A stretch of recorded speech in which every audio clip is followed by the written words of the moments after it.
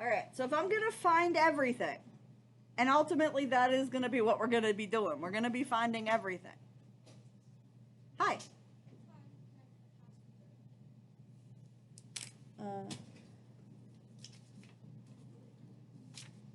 Yeah, come here.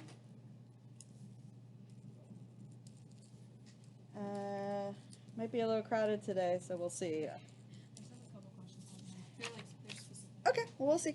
All right, there you go. You're welcome. Okay, so the first thing I would do is factor numerator and denominator.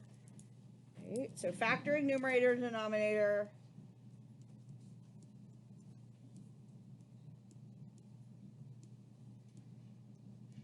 Which means we have to recognize, are we doing trinomial factoring? Are we doing a GCF? You know, there might be a couple steps of factoring we'll have to do. Without the factors, we're kind of stuck.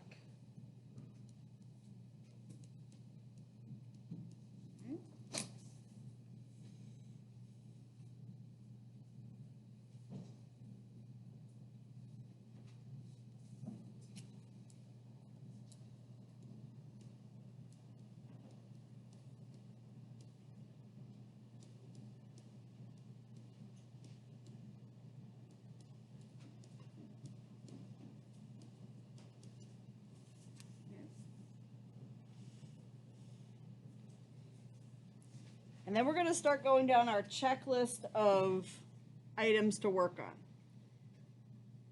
I'll give you a list and like I said, I tend to present the list kind of in this order. So my first thing I focus on is denominator and domain, and get those two things done. I can kind of remember, that's always I think a good place to start, because I can remember D for domain and D for denominator. So I usually don't feel too scared or confused doing that part.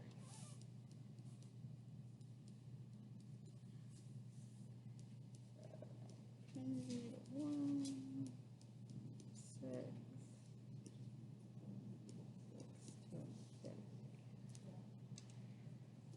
going to write that a little smaller.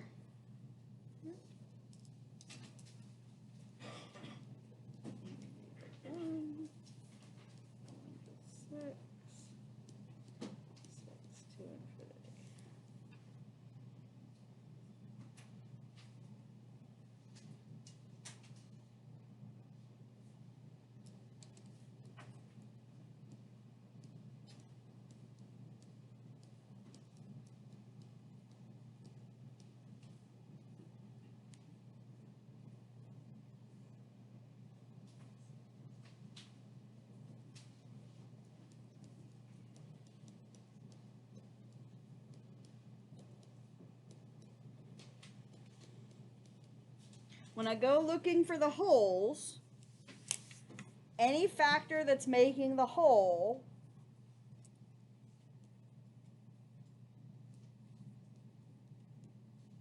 the 0 from that factor goes here.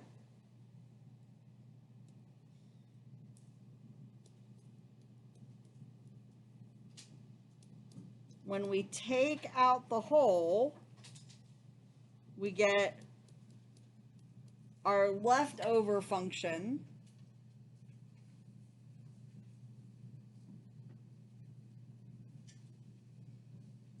And our leftover function is the key for everything else we're going to do.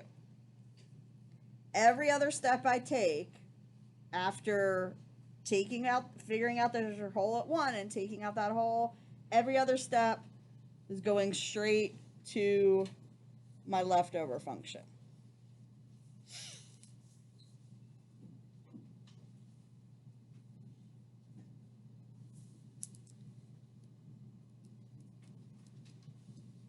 We're going to plug in 1, which is going to finish figuring out the hole.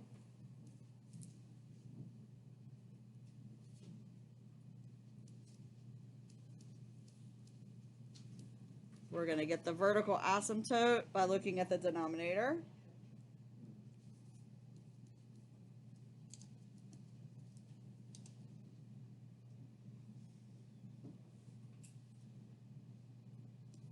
we're going to get the y-intercept by plugging in 0. And we're going to get any x-intercepts from the numerator equal to 0. It seems like this would be a weird thing to make flashcards for, but that actually might not be a bad idea.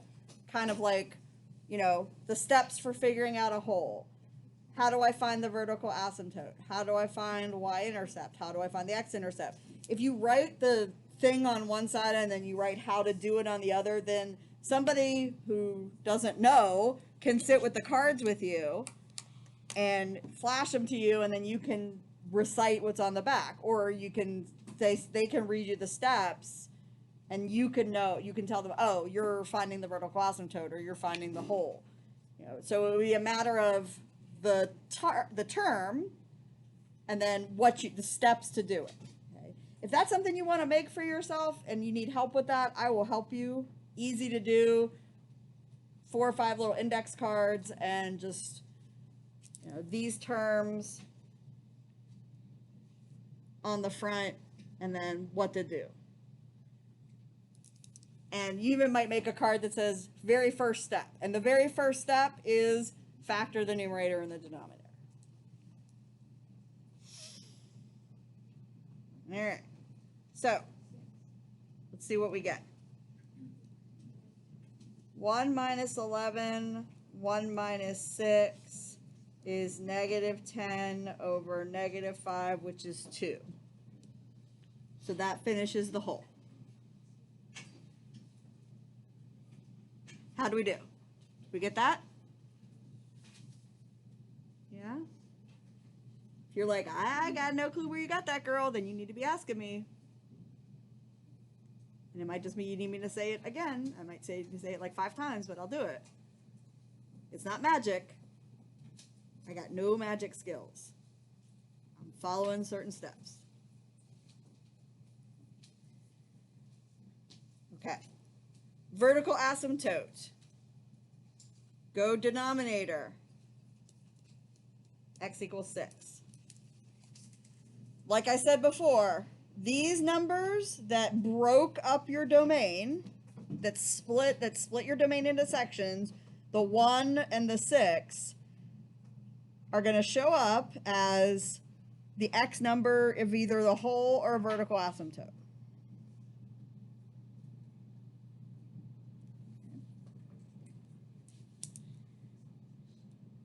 All right, who wants to take a shot at x-intercept?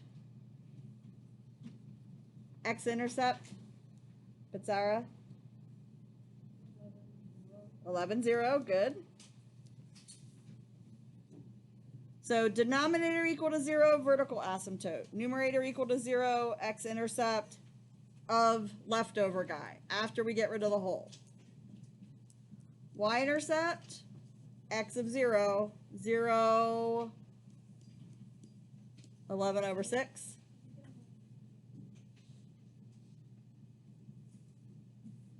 Because I took 0 minus 11 over 0 minus 6. X-intercept, I used x minus 11 equals 0. So I did 3 different things with the leftovers. Actually, I did 4 things. Do this one, x minus 6 equals 0. Okay. I took Mr. Leftover guy, I plugged in my 1, I got a 2. That built the whole. I took Mr. Leftover guy, I looked at the denominator, set it equal to 0, they gave me the vertical asymptote. Y, 0 plugged in for each x, gave me the y-intercept, numerator equal to 0, gave me the x-intercept.